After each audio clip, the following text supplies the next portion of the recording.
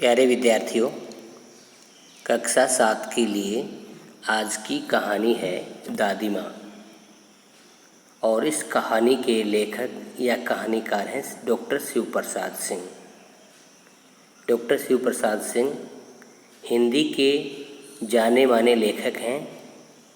इनका जन्म 19 अगस्त 1928 में हुआ था, जलालपुर गांव, बनारस, उत्तर प्रदेश में। और लेखक की मृत्यु 28 सितंबर 2008 में हुई। कर्मभूमि भारत, यानी भारत में ही इन्होंने अपना साहित्य रचना का कार्य किया। और ये अच्छे साहित्यकार थे और कॉलेज में प्रोफेसर थे।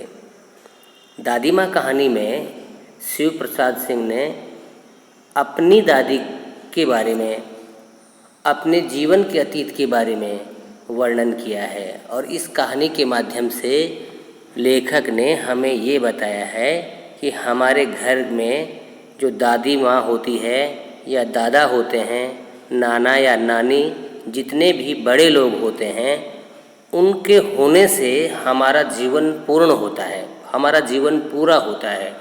और उनके नहीं होने से हमारा जीवन में खालीपन होता है, जीवन अधूरा सा होता है। तो ऐसे ही एक स्मृतियों पर आधारित, यानी पुरानी यादों पर आधारित ये कहानी है।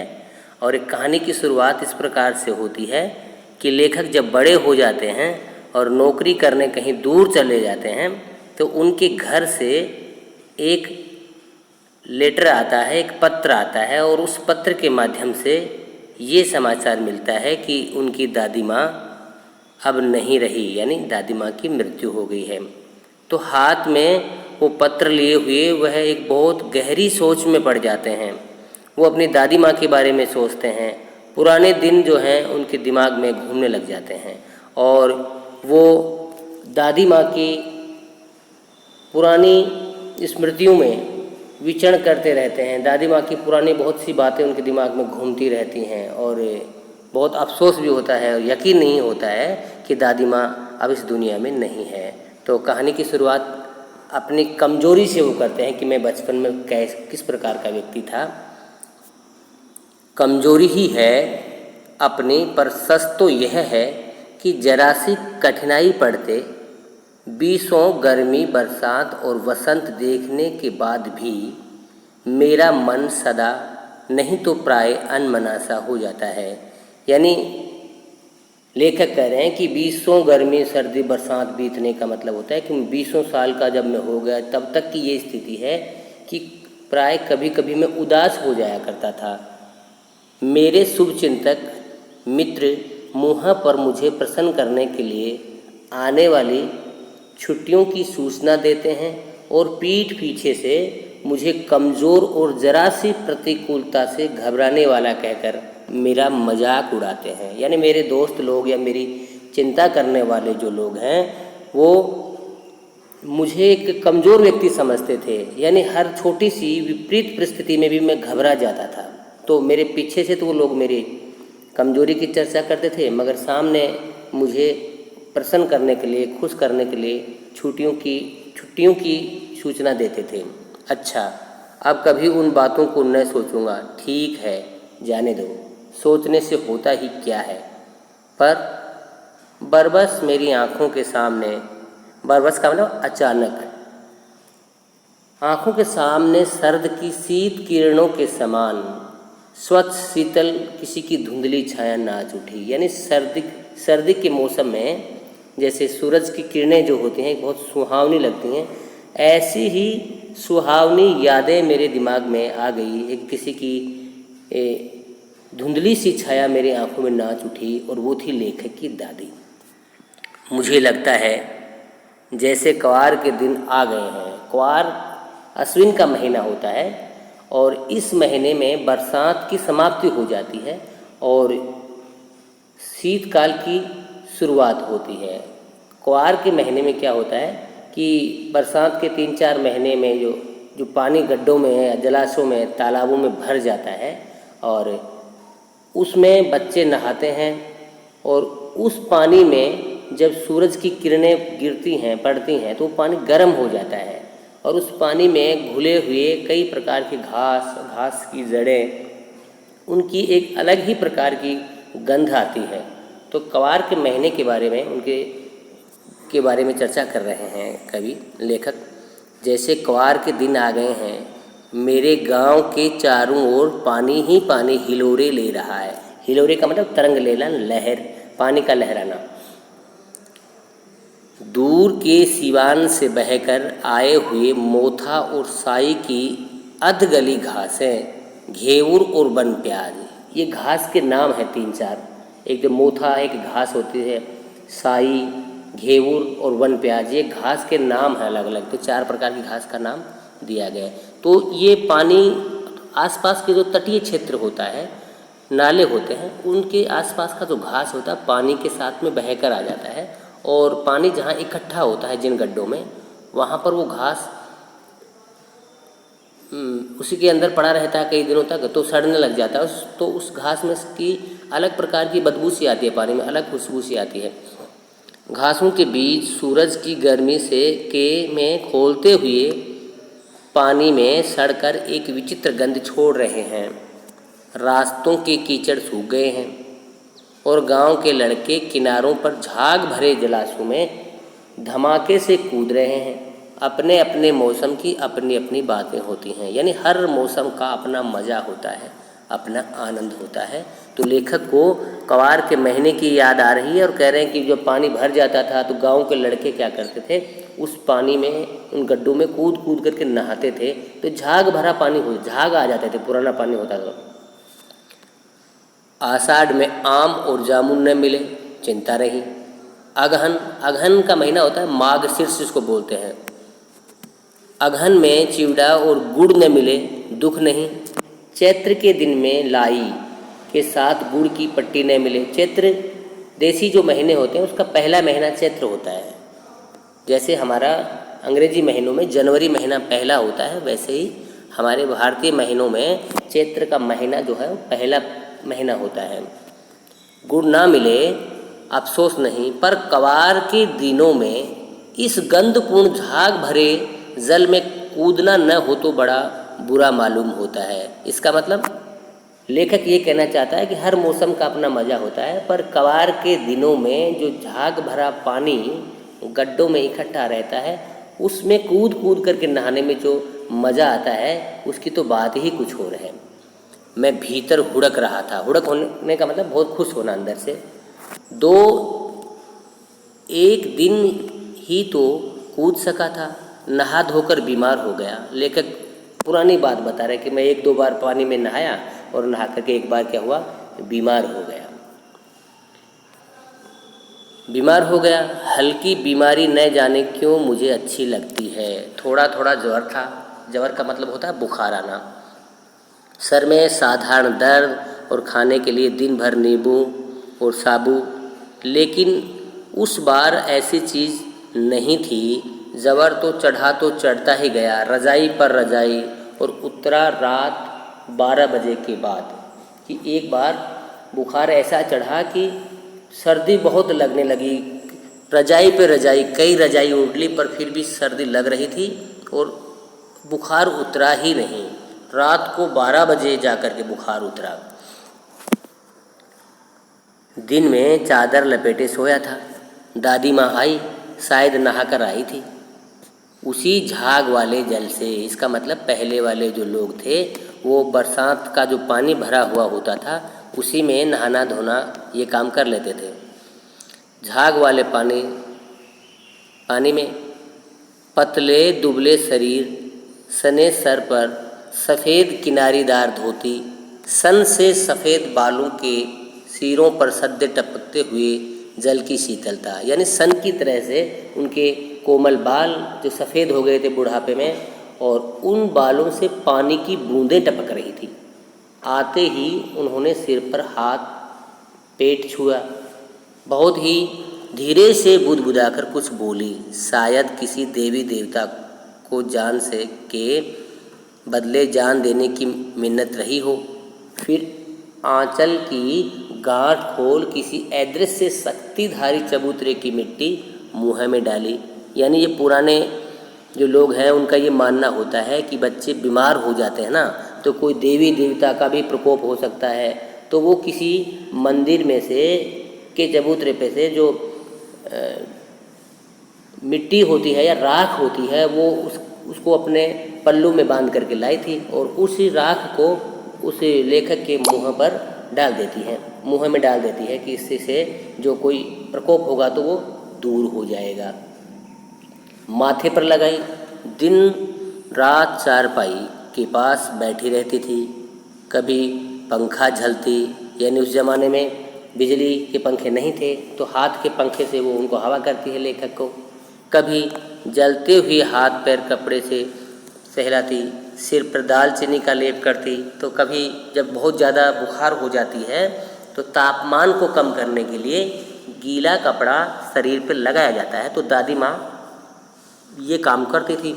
और माथे पर दालचीनी जो होती है एक मसाला होता है, ठीक है, तो इसका लेप करने से भी ठंडक होती है। तो कभी दालचीनी का लेप करती और 20 बार सर छू कर ज्वर का अनुमान करती। नई हांडी में पानी आया कि नहीं, उसे पीपल की छाल से छोंका कि नहीं, खिचड़ी में मूंग की दाल एकदम मिल तो गई है, कोई बीमार के घर में सीधे बाहर से आकर तो नहीं चला गया, आदि लाखों प्रश्न पूछ कर घर वालों को परेशान कर देती थी।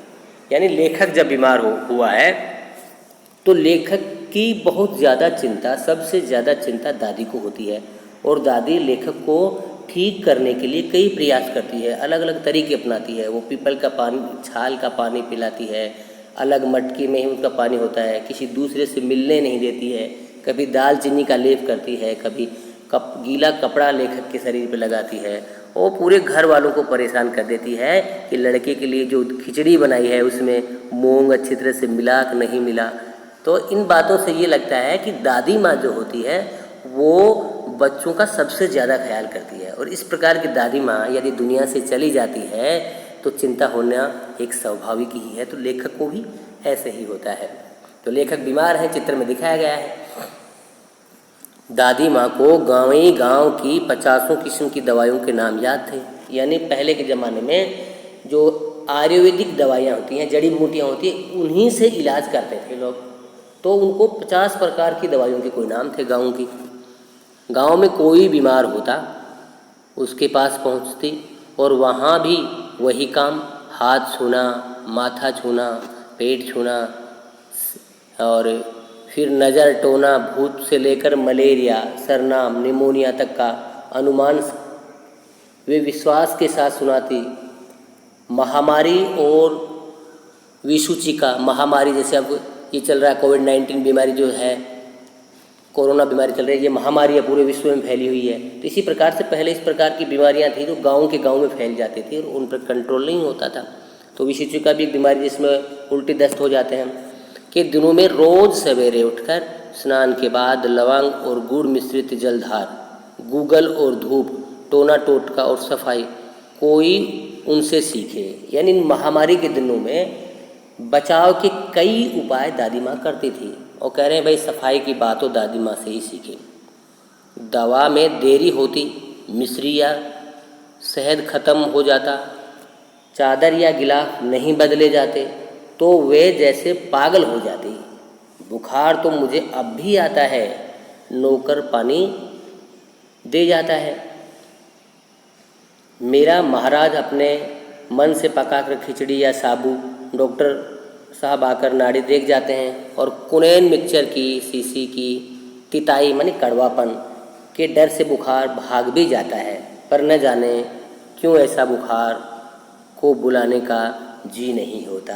अब लेखक कह रहे हैं कि पहले भी बुखार आता था, पर पहले इतनी सेवा शुश्रूषा होती थी, दादी माँ थी, तो कह रहे हैं अब बड़े हो गए हैं, नौकरी कर रहे हैं, खाना भी अब महाराज ही बनाते हैं, उनके डॉक्टर आते हैं, दवाई दे जाते हैं। पर वो पहले वाली बात लेखक को अब नहीं लगती है कि अब तो पहले जैसी शुश्रूषा होती दादी के समय। तो ये सब बातें हैं दादी के चले जाने के बाद में उनकी कमी महसूस हो रही है और उनकी मृत्यु के ऊपर उनका जब समाचार मिलता है तो लेखक के मन में जो विचारों का एक तूफान आ गया है उन्हीं को एक कहानी के रूप में लिख रहे हैं। किशन भैया की शादी ठीक हुई। दादी माँ के उत्साह और आनंद का क्या कहना। यानी किशन भैया हैं लेखक के भाई, उनकी शादी निश्चित हो गई, तय हो गई भाई कब होनी है। और दादी माँ को बहुत उत्साह था इस बात का और आनंद भी आ रहा था। दिन भर गायब रहती, सारा दिन जैसे उन्होंने सर पर उठा लिया हो। पड़ोसी ने आती, हुक्का चढ़ता, बहुत बुलाने पर दादी माँ आती। बहन बुरा न मानना, कार प्रोजन का घर ठहरा। एक काम अपने हाथ से न करूं तो होने वाला नहीं। यानी दादी माँ क्या करती है कि दादी माँ बड़ी थी घर में तो सबसे ज़्यादा हर काम में उन्हीं को टोकते थे। हालांकि काम दादी माँ कुछ नहीं करती थी मगर फिर भी उनसे सलाह ली जाती थी। यानी उनकी बड़प्पन का सम्मान होता था और वो पहुँचती थी, देरी से पहुँचती थी और फिर कहती भाई बुरा मत मानना, कार परोजन का घर था। कार परोजन का घर होने का मतलब जिस घर में कोई उत्सव हो रहा हो या कोई आनंद का कार्य हो रहा है तो ऐसे घर को कार परोजन का घर कहते हैं, यानी उत्सव या त्यौहार वाला घर एक तरह से। और दादी कहती एक काम अपने हाथ से न करूं तो होने वाला नहीं। जानते तो यूँ सभी जानते थे कि दादी माँ कुछ करती नहीं, पर किसी काम में उसकी अनुपस्थिति वस्तुतः विलंब का कारण बन जाती थी। यानी दादी कुछ नहीं करती थी पर हर काम में उनका उपस्थित होना ज़रूरी था। विलंब का मतलब देरी और अनुपस्थित कहते हैं पर अब्सेंट होना। उन्हीं दिनों की बात है, एक दिन दोपहर को मैं घर लौटा। बाहर निकसार में दादी माँ किसी पर बिगड़ रही थी। एक दिन की बता रहे हैं कि मैं घर लौटा खेल खाल कर बाहर से, तो दादी माँ बाहर के जो घर के बाहर का जो मैदान है, चौक है, उसमें किसी से पर बिगड़ रही थी। बिगड़ने वाला किसी को पर गुस्सा हो रही थी। देखा पास के कोने में दुबकी रामी की चाची खड़ी है। सो न कहो धन्नो, और रामी की चाची का नाम धन्नो है। रुपए में सूद के आज दे दे, तेरी आँख में तो शर्म है नहीं। मांगने के समय जैसे कैसे आई थी, पैरों पर नाग रगड़ी, फिर किसी ने एक पाई भी नहीं दी। अब लगी आजकल करने, फसल पे दूंगी। अब क्या तेरे खातिर दूसरी फसल कटेगी। यानी रामी की चाची दादी माँ से कुछ पैसे उधार ले गई थी और टाइम पर नहीं लौटा पाई, तो दादी माँ को गुस्सा आ रहा था। वो कह रही कि जब तेरी ज़रूरत थी ना तब तो तू नाक रगड़ रही थी, मेरे पास में विनती कर रही थी, और अब तू बहाने करती है मेरी खेत की फसल कटेगी तब दूंगी। तो दादी माँ रामी की चाची पर गुस्सा हो रही थी। क्यों हो रही थी? क्योंकि रामी की चाची कुछ पैसे उधार ले गई होगी और समय पर नहीं लौटा पाई। दूंगी मालकिन, रामी की चाची रोती हुई दोनों हाथों से आंचल पकड़े दादी माँ के पैरों की ओर झुकी। बिटिया की शादी है, आप न दया करेंगी तो उस बेचारी का निस्तार कैसे होगा। और रामी की चाची कह रही कि मेरी बिटिया की शादी है और आप लोग दया नहीं करोगे तो उसका निस्तार कैसे होगा, यानी उसका भला कैसे होगा, ये काम हमारा पूर्ण किस प्रकार से होगा। हट पैर न छू। और दादी करी नहीं, हट दूर हट, मेरे पैरों के हाथ मत लगा। इसका मतलब पहले के जो लोग थे छुआछूत भी शायद करते होंगे। वो दादी अभी नहा के आई है तो दूसरे को अपने शरीर के हाथ नहीं लगाने देती, पैरों के भी नहीं लगाने देती। तो कह रही है हट पैर न छू, अभी नहा के आ रही हूँ। दादी माँ पीछे हट गई। जाने दो दादी, मैंने इस अप्रिय प्रसंग को हटाने की गर्ज से कहा। बेचारी गरीब है, दे देगी कभी। लेखक कह रहा है कि उस टाइम बच्चा ही था और मैंने दादी को कहा जाने दो ना, दे देगी, बेचारी गरीब है। तो चल चला है समझाने। तो दादी माँ ने लेखक को धमका दिया, अगर चल तू यहाँ से, आया है मुझे समझाने वाला, मैं सबसे बड़ी हूँ, बीच में नहीं बोलते बड़ों के। मैं चुपके से आंगन की ओर चला गया। कई दिन बीत गए, मैं इस प्रसंग को एकदम भूल सा गया। एक दिन रास्ते में रामी की चाची मिली। वह दादी को पूतो फलो दूधो ना हो के आशीर्वाद दे रही थी। रामी की चाची दादी को आशीर्वाद दे रही थी कि भाई पूतो फलो दूधो ना हो का मतलब होता है हर प्रकार से खुश भी रहो, आप संपन्न भी रहो।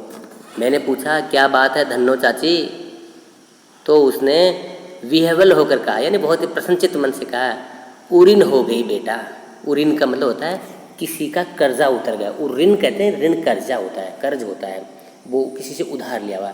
उऋण होने का मतलब कर्जा चुका दिया है कि बेटा दादी मेरे जो कर्ज मांगती थी मैंने आज उनका कर्ज चुका दिया, इसलिए मैं आज उऋण हो गई हूँ।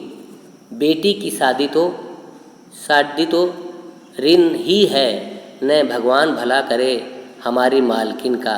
कल ही आई थी, पीछे का सारा रुपया छोड़ दिया, ऊपर से 10 रुपये का नोट देकर बोली, देखना धन्नो, जैसी तेरी बेटी वैसी मेरी। 10-5 के लिए हंसाई न हो, देवता है बेटा देवता। और रामी की चाची बोल रही कि दादी ने ब्याज के जो पैसे थे उसमें से भी बहुत से पैसे छोड़ दिए और 10 रुपये फिर वापस दे दिए और कहा देखो तेरी बेटी की शादी है, तेरी बेटी जैसे मेरी बेटी, और 10-5 रुपये के हिसाब की कोई बात भी नहीं है। और तो 10 रुपये दादी ने दिए। तो लेखक को रामी की चाची कर रही है कि देवता है आपकी दादी तो भाई। उस रोज़ तो बहुत डांट रही थी। मैंने पूछा कि चाची उस दिन तो दादी आपको इतना डांट रही थी और आज पैसे भी छोड़ दिए, 10 रुपये भी दे दिए, ये क्या बात है? तो रामी की चाची लेखक को क्या कहती है, वह तो बड़े लोगों का काम है बाबू, रुपए देकर डांटे भी न तो लाभ क्या। कि बड़े लोग हैं भाई, बड़े लोग डांट भी दे तो उनका बुरा नहीं मानना चाहिए। तो ये बात हम बच्चों को भी याद रखनी चाहिए कि घर के बड़े लोग ही हमारी चिंता करते हैं, घर के बड़े लोग ही हमारे हर काम को पूरा करते हैं, तो वो कभी डांट भी सकते हैं, उनका अधिकार है। तो बड़े लोगों की डांट पर हमें ज़्यादा चिंता नहीं करनी चाहिए, बुरा नहीं मानना चाहिए, क्योंकि वो हमें अपना समझते हैं और हमारी भलाई चाहते हैं, इसीलिए तो डांटते हैं। दूसरे लोगों को तो मतलब भी क्या है। मैं मन ही मन इस तरह पर हंसता हुआ आगे बढ़ गया। किशन के विवाह के दिनों की बात है। बहुत अच्छा प्रसंग है, ध्यान दे बच्चों। किशन भैया के विवाह के दिनों की बात है। विवाह के 4-5 रोज पहले से ही औरतें रात रात भर गीत गाती हैं। ये प्रचलन होता है, जिसकी शादी विवाह होती है वहाँ आसपास की या रिश्तेदार जो होती हैं औरतें रात भर आती हैं और गीत गाती हैं, आनंद मनाती हैं, खुशियाँ मनाती हैं। विवाह की रात को अभिनय भी करती हैं और शादी वाले दिन जो बारात चली जाती है तो औरतें जो घर में रहती हैं ना, वो नाटक भी करती हैं, कई प्रकार का अभिनय करती हैं, हंसी मजाक करती हैं। ये प्राय एक ही कथा का हुआ करता है। उसमें विवाह से लेकर पुत्रोत्पत्ति तक के सभी दृश्य दिखाए जाते हैं और शादी से लेकर के बच्चे होते हैं वहाँ तक की जो कहानी होती है, जो जीवन के पड़ाव होते हैं, उन सभी सीन को, सभी दृश्य को औरतें क्या करती हैं, एक ही औरत, कोई पुरुष, एक औरत जो आदमी बन जाती है, एक बच्चा बन जाती है, एक उसकी पत्नी बन जाती है, ऐसा नाटक करती हैं। उसमें बहुत मज़ा आता है। सभी पार्ट औरतें ही करती हैं। बीमार होने के कारण बारात में न जा सका। लेखक किशन भैया की शादी में बारात में क्यों नहीं गए? क्योंकि लेखक की उस वक्त तबीयत ठीक नहीं थी, लेखक बीमार हो गए थे और बीमार बच्चे बारात में नहीं गए। मेरा ममेरा भाई, मामा का बेटा होता उसको ममेरा भाई कहते हैं। मेरा ममेरा भाई राघव दालान में सो रहा था। इसका मतलब है कि लेखक के मामा के बेटे जो हैं, जिनका नाम राघव है, ये भी बारात में नहीं जा सके। बारात में नहीं गए, कारण थे कि वो लेट आए थे। वह भी बारात जाने के बाद पहुंचा था। औरतों ने उस पर आपत्ति की। औरतों ने आपत्ति की, भाई हम तो यहाँ पर नाटक करेंगी, हम तो अपने अपने रोल प्ले करेंगी, तो ये बड़ा लड़का है, ये हमारे बीच में नहीं आना चाहिए। तो उनको बाहर मैदान में उनकी खाट डाल दी और वहीं पर वो सो गया। दादी माँ बिगड़ी, दादी को गुस्सा आया। लड़के से क्या पर्दा, कि लड़का ही तो है, उससे क्या पर्दा, क्योंकि पहले पर्दा प्रथा भी ज़्यादा था। और अभी भी हमारे देश के कई ऐसे राज्य हैं, कई स्टेट हैं जहाँ पर औरतें पर्दा करती हैं, घूंघट निकालती हैं, जो आप टीवी सीरियल में, फिल्मों में देखते भी हैं, पुराने फिल्मों में। अब तो धीरे धीरे शिक्षा बढ़ रही है और ये चीज़ें छूटती जा रही हैं। लड़का और ब्रह्म का मन एक सा होता है। कहते भगवान और लड़का तो एक जैसे मन होते हैं, ये दो मन के साफ होते हैं, दादी माँ ने कहा। शादी हुई होती तो 1 साल में लड़का हुआ होता। अभी बने हैं बच्चे। देवी की माँ बोली ये बच्चा नहीं है, यदि इसकी शादी कर देते ना, अभी तक इसके बच्चे हो जाते, उम्र में बहुत बड़ा है। किसी देवू की माँ एक महिला ने कि उस राघव भैया के लिए कहा, वे बड़ी शरारती और चुहलबाज थी, रिश्ते में हम लोगों की भाभी लगती थी। और लेखक कह रहे हैं कि जो एक शरारती औरत थी वो रिश्ते में हमारी भाभी लगती थी। मुझे भी पास ही एक चारपाई पर चादर उड़ाकर दादी माँ ने चुपके से सुला दिया। बड़ी हंसी आ रही थी। सोचा कहीं जोर से हंस दूं, भेद खुल जाएगा तो निकाल कर बाहर किया जाऊंगा, पर भाभी की बात पर हंसी रुक न सकी और भंडाफोड़ हो गया। यानी दादी ने तो लेखक को सुला दिया, वो तो बच्चा था लेखक तो, मगर उन औरतों के नाटकबाजी सुन करके लेखक को हंसी आ गई। और जब हंसी आई तो भंडा फोड़ने का मतलब भेद खुल गया कि बच्चा यहाँ पर सो रहा है।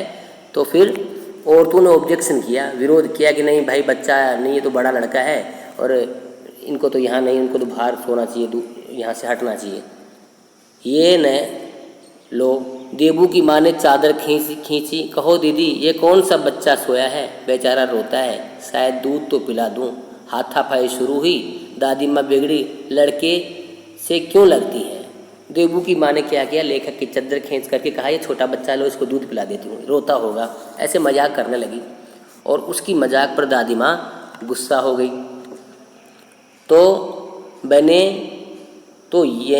यही औरत, उन्हीं को बच्चा पैदा हो, खूब सी कर रहे तो नहीं बनती। मैं वहाँ से हंसता हुआ भागा। सुबह रास्ते में देबू की माँ मिली, कल वाला बच्चा भाभी। मैं वहाँ से ज़ोर से भागा और दादी माँ के पास जा खड़ा हुआ। वस्तुतः किसी प्रकार के अपराध हो जाने पर जब हम दादी माँ की छाया में खड़े हो जाते तो अभयदान मिल जाता। ये बहुत महत्वपूर्ण बात है। यानी बच्चों से किसी प्रकार की कोई भी गलती हो जाती, कोई भी अपराध हो जाता, घर में कोई भी नुकसान हो जाता, तो बच्चे कह रहे हैं कि हम दादी माँ के पास में जाकर खड़े हो जाते, फिर हम क्या है कि अभयदान मिल जाती, हमें सुरक्षा मिल जाती, जीवन दान मिल जाता है एक तरह से। और हमारे को मम्मी पापा जो है वो हमारी पिटाई नहीं कर सकते, क्योंकि मम्मी पापा से भी बड़े हैं दादी सबको धमका सकती थी। स्नेह और ममता की मूर्ति दादी माँ की एक बात आज जैसे जैसे मालूम होती है, कैसी मालूम होती है। परिस्थितियों का वात्या चक्र कहते हैं। वात मानी होती है हवा और चक्र मानी घेरा। कई बार जब हवा चलती है ना तो एक ही जगह घेरा सा बन जाता है, उसको वात चक्र कहते हैं। ये समुद्र में पानी का भी एक घेरा सा बनता है। या हम बाल्टी होती है ना, पानी की भरी हुई बाल्टी में हम हाथ को घुमाते हैं स्पीड से चारों तरफ, तो वो पानी चारों तरफ घूमता है, बीच में से गड्ढा सा बन जाता है, तो वो भी वात चक्र ही होता है। पर वो जल चक्र होता है और हवा में वात चक्र होता है। जीवन को सूखे पत्तों सा कैसा नाचता है, उसे दादी माँ खूब जानती थी। दादा की मृत्यु के बाद से ही वे बहुत उदास रहती थी। दादी माँ पहले बहुत खुश रहती थी, पर कब से उदास ज़्यादा रहने लगी, ये उत्तर है कि दादा की मृत्यु के बाद से ही वो बहुत उदास रहती थी। संसार उन्हें धोखे की टट्टी मालूम होता कि निस्सार, कि संसार जो है ये एक तरह से धोखा है, भ्रम है। दादा ने उन्हें स्वयं जो धोखा दिया, वे सदा उन्हें आगे भेजकर अपने पीछे जाने की झूठी बात कहा करते थे। यानी दादाजी उनसे कहते थे कि देखो पहले आप जाओगी संसार से, उसके बाद में मैं जाऊंगा। तो इस बात से दादी खुश होती थी, मगर हो गया बिल्कुल उल्टा काम। दादाजी पहले मर गए और दादी जी रह गई। तो वो पुरानी बातों को, दादा के साथ की बातों को याद करती है। दादी उदास रहने लगी। दादा की मृत्यु के बाद कुकुरमुत्ते की तरह बढ़ने वाले मुँह है कि मैं राम बगल में छुरी। कुकुरमुत्ता बरसात के टाइम में जो एक मशरूम की तरह का छोटा पौधा सा होता है, तो उसको कुकुरमुत्ता कहते हैं। वो उसके कोई बीज नहीं होते हैं, वो अनायास ही बरसात के टाइम में उग जाता है, निकल आता है धरती में। तो कुकुरमुत्ते की तरह से जो मांगने वाले लोग थे। मुँह में राम बगल में छुरी का मतलब होता है मुंह में तो राम राम और बगल में छुरी, यानी करनी और कथनी में अंतर करने वाली ये कहावत है। स्थिति और भी डामाडोल कर दी। दादा के श्राद्ध में, इस लाइन को आपको अंडरलाइन करना बच्चों, बहुत इंपॉर्टेंट है और एक उत्तर भी है। दादा के श्राद्ध में दादी माँ के मना करने पर भी पिताजी ने जो अतुल्य संपत्ति यानी खर्च की, वह घर की तो थी नहीं। यानी दादाजी के मरने के बाद में जो उनका श्राद्ध किया गया उसमें ज़्यादा पैसा खर्च कर दिया गया और दादी ने मना भी किया था। और ये जितना पैसा खर्च किया गया था वो घर का नहीं था, उधार का था, इसलिए घर की स्थिति डामाडोल हो गई। तो एक प्रश्न का उत्तर है कि घर की स्थिति क्यों बिगड़ गई थी कि दादा की मृत्यु के बाद में श्राद्ध में यानी उनकी जो दिन किए गए थे उनमें पैसा ज़्यादा खर्च कर दिया गया था, उसके लिए दादी ने मना किया था। दादी माँ अक्सर उदास रहा करती। माघ के दिन थे, माघ एक महीना है, माघ शीर्ष जिसको बोलते हैं, बहुत सर्दी पड़ती है, दिसंबर के आसपास आता है महीना। कड़ाके का जाड़ा पड़ रहा था और पछुआ का सन्नाटा, पछुआ कहते हैं पश्चिम की ओर से चलने वाली हवा, और पाले की शीत हड्डियों में घुस पड़ रही थी। पाला पड़ता है जैसे ओस पड़ती है, वो सर्दी से जम जाती है, उसको पाला बोलते हैं। शाम को मैंने देखा दादी माँ गीली धोती पहने, ऐसी सर्दी में भी दादी माँ एक गीली धोती पहन करके क्या कर रही हैं, एक कमरे के एक कोने में एक संदूक पर दिया जला करके हाथ जोड़ करके बैठी है और उनकी स्नेह कातर आंखों में मैंने आंसू कभी नहीं देखे थे। मैं बहुत देर तक मन मारे उनके पास बैठा रहा। उन्होंने आंखें खोली। दादी माँ, मैंने धीरे से कहा, क्या है रे, तू यहाँ क्यों बैठा है? दादी माँ, एक बात पूछूं, बताओगी ना? मैंने उनकी स्नेहपूर्ण आंखों की ओर देखा। क्या है, पूछ, तू रोती है? बच्चे ने पूछा कि दादी माँ बात पूछूं, बताओ क्या है? तू रोती थी कि रो रही हो गया? दादी क्यों रो रही थी? दो कारण हैं, एक तो घर की स्थिति खराब, अपने हालात पर भी आंसू बहा रही हैं, एक दादाजी चले गए और एक दादाजी का दिन भी हो सकता है उस दिन, जिस दिन मृत्यु हुई थी उसी दिन। तो दादी माँ जो है वो अपनी पुरानी स्मृतियों की वजह से बहुत दुखी थी और घर के हालात पर भी दुखी थी, और दिया जला करके शायद वो अपनी भक्ति में या किसी की स्मृति में खोई हुई थी। तो पूछता है लेखक कि तू रोती थी? दादी माँ मुस्कुराई। और दादी माँ रो रही है पर बता नहीं रही, क्योंकि बड़े लोग जो है अपने दुख को छुपा लेते हैं, बच्चों को बताते नहीं हैं, क्योंकि वो चाहते हैं कि हम दुखी हैं, बच्चे दुखी ना हो, ये भी उनका बड़प्पन होता है। दादी माँ मुस्कुराई। पागल, तूने अभी खाना भी नहीं खाया न, चल धोती बदल लो दादी माँ। मैंने कहा, मुझे सर्दी गर्मी नहीं लगती बेटा। वे मुझे खींचते रसोई में ले गई। सुबह मैंने देखा चारपाई पर बैठे पिताजी और किशन भैया मन मारे कुछ सोच रहे हैं। अब सुबह हुआ तो पिताजी और बड़े भैया जो किशन थे वो दोनों मन मारे कुछ सोच रहे थे। और अब देख लो, घर की हालत ख़राब है, कर्जा हो गया है, खाने पीने का भी इतनी व्यवस्था नहीं होगी भाई, तो वो चिंता में डूबे हुए हैं या फिर मांगने वाले पैसे मांग रहे होंगे। दूसरा चारा ही क्या है? चारा का मतलब दूसरा। दादी माँ ने उनका माथा सहलाते हुए कहा, मैं तो अभी हूँ ही। उन्होंने संदूक खोलकर एक चमकती सी चीज़ निकाली। तेरे दादा ने यह कंगन मुझे इसी दिन के पहनाया था, उनका गला भर आया, मैंने इसे पहना नहीं, इसे सहेज कर यानी संभाल कर रखती आई हूँ, यह उनके वंश की निशानी है।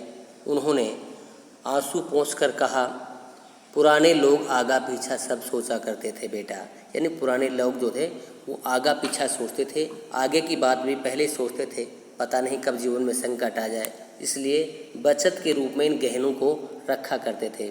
सचमुच मुझे दादी माँ साफ फर्श देवी सी लगी। धुंधली छाया विलीन हो गई। मैंने देखा दिन काफ़ी ढल आया है। पास के लंबे खजूर के पेड़ से उड़कर एक कौवा अपनी घिनौनी काली पांखें फैलाकर मेरी खिड़की पर बैठ गया। हाथ में अब भी किशन भैया का पत्र कांप रहा है। काली चींटियों से कतारें धूमिल हो गई। धूमिल का मतलब जो बहुत कम दिखाई देती हैं, ये गायब हो गई। आँखों पर विश्वास नहीं होता। मन बार बार अपने से पूछ बैठता है, क्या सचमुच दादी माँ नहीं रही?